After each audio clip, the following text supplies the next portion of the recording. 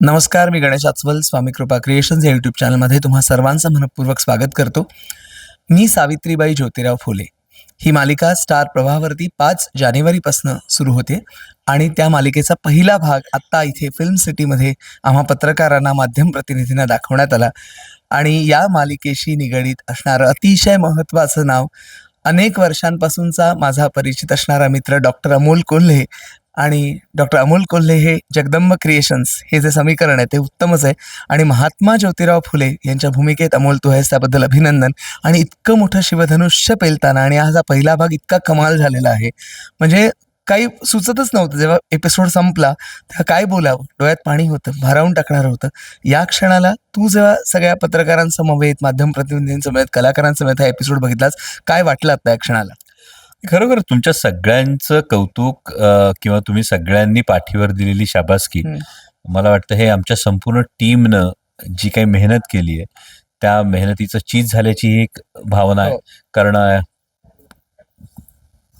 मालिका आहे हो. आणि करत असताना मी अनेक वर्ष, अनेक दिवस खरं तर मेहनत करतो आहोत आणि मालिकेचा पहिला भाग कसा रिसीव्ह होणार याविषयी हं. एक मनात एक हुरहुर होती. पण तुमच्या सगळ्यांचा प्रतिसाद पाहिल्यानंतर हा हुरूप आणखी वाढलाय आणि ही मेहनत योग्य दिशेने सुरू आहे, हा विश्वास तयार झाला. नक्कीच. मुळात जगदंब क्रिएशन्स आणि उत्तम निर्मिती मूल्य हे तर आम्हाला माहितीच आहे. अनेक प्रोजेक्ट्समधनं हे आम्ही बघितलेलं आहे. मुळात हा जो विषय घ्यावा असं वाटलं, ते कधी वाटलं होतं? म्हणजे सगळं ही प्रोसेस कधी चालू झाली होती? ते अनेक वर्ष हा विचार मनात घोळत होता, की क्रांतीज्योती सावित्रीबाई फुले आणि हं. महात्मा ज्योतिराव फुले ही यांची गोष्ट सांगितली पाहिजे. हां. कारण फार मोठं योगदान आहे समाजासाठी. हो. आपल्या आयुष्यामध्ये फार मोठं भरीव योगदान यांनी दिलेलं असताना सुद्धा त्यांचा इतिहास सांगितला जात नाही किंवा त्यांची गोष्ट ती सांगितली जात नाहीये. पण बऱ्याच वेळा असं होत होतं, की कधी वेळ नव्हता तर कधी ती हो. गोष्ट जुळून येत नव्हती. पण स्टार प्रवाहाचं मनापासून आभार आहे, हं. की स्टार प्रवाहाने ही संधी दिली. हेही होत असताना 2 वर्ष आम्ही या प्रोसेसमध्ये होतो, की आपल्याला हे करायचंय, पण केव्हा करायचंय आणि कशा पद्धतीने पुढे जायचंय यासाठी काही उत्तरं मिळत नव्हती. पण सतीश राजवाडे असतील, अभिजित खाडे असेल, या दोघांचं मनापासून मी आभार मानेन, की असा विषय मांडायला हो. एकतर चॅनेलचा एक पाठिंबा लागतो हं. आणि त्याच पद्धतीनं ते स्वप्न बघण्यासाठी आपण सोबत आहोत हा हं. विश्वास लागतो. या दोन्ही गोष्टी सतीश राजवाडेंनी आणि अभिजित खाडे यांनी दिल्या. त्यामुळे हे स्वप्न आता तुम्हाला या रूपात दिसतंय. हो, खरं मुळात महात्मा ज्योतिराव फुले स्वतः साकारणं, की आपण ती भूमिका करावी आणि त्याकरता तुझा जो अभ्यास आहे त्याबद्दल थोडा? हा अभ्यास खूपच करावा लागतो. कारण मी कायम असं म्हणतो, की जेव्हा तुम्हाला महामानवांची व्यक्तिरेखा साकारायची असते, तेव्हा तुमची शारीरिक, मानसिक आणि बौद्धिक तयारी व्हावी हो. लागते. आणि महात्मा ज्योतिराव फुले वाचणं हो. सोपं असेल, पचवणं फार अवघड आहे. हं. आणि त्यातही कथेची जबाबदारी खांद्यावर असल्यामुळे होय. ते आणखी वाचत जाणं आणि ते हं. वाचत असताना त्यांच्या त्या इतिहासाला अनेक तिरकस प्रश्न विचारणं, जेणेकरून हं. आपल्याला हा इतिहास बोजड नाही, आपल्याला हा मनोरंजक पद्धतीने समोर मांडायचा होय. आहे. त्यामुळे हा खूप एक इंटरेस्टिंग प्रवास आहे. म्हणजे हे खूप शिकायला मिळतंय आणि हो. म्हटलं तर खूप साहित्य आहे. म्हणजे मी आज खरोखर प्राध्यापक हरी नरकेंना मिस करतो. हं. म्हणजे जर हरिभाऊ आज असते, तर मला खूप एक मोठा ॲसेट हो. हा सोबत असता. पण ते नाहीत आणि एकूण साहित्य जर बघितलं, तर त्या साहित्याला डेली सोपसाठी लागणारं जे साहित्य हं. लागतं, दैनंदिन होय. मालिकेसाठी हो. लागणारं जे साहित्य लागतं, अशी बऱ्यापैकी पुस्तकं उपलब्ध नाहीयेत. हं, हं, किंवा हं. जी उपलब्ध आहेत त्यातून आपल्याला जे डेली सोपला लागतं हो. त्यामधल्या गोष्टी मिळत नाहीत.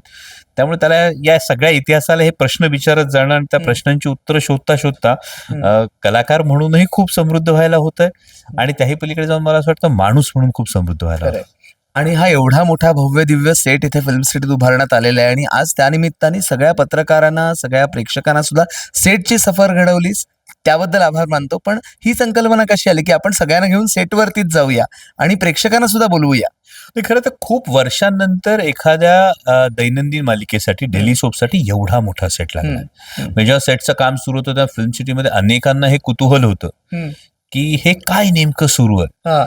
आणि अनेकांनी जाता येता तुम्ही बाहेरच्या बरोबर. रस्त्यावर बघता तर कुठला सिनेमा वगैरे मोठा काहीतरी हम्म. सुरू आहे का, कुठल्या बॉलिवूडच्या याचा काही शूट सुरू होतोय का, अशा पद्धतीने ह्या चर्चा असताना एका मराठी डेली सोपसाठी हा सेट लागतो. सेट आहे. ही म्हटलं तर एक फार मोठी गोष्ट होती आणि मला असं वाटलं की तुम्ही सगळेजण ही मालिका पोहोचवणार आहात लोकांपर्यंत. त्यामुळे तुम्ही असाल आणि तुमची प्रतिक्रिया, प्रेक्षकांची पहिली प्रतिक्रिया नेमकी काय आहे बरोबर. हे जाणून घ्यायचं म्हणून ही कॉन्सेप्ट होती की तुम्ही या सेट पहा की होय मराठी मालिकांमध्ये सुद्धा बरोबर. भव्य दिव्य करतो आपण, करतोय. करू शकतो आपण खरंय.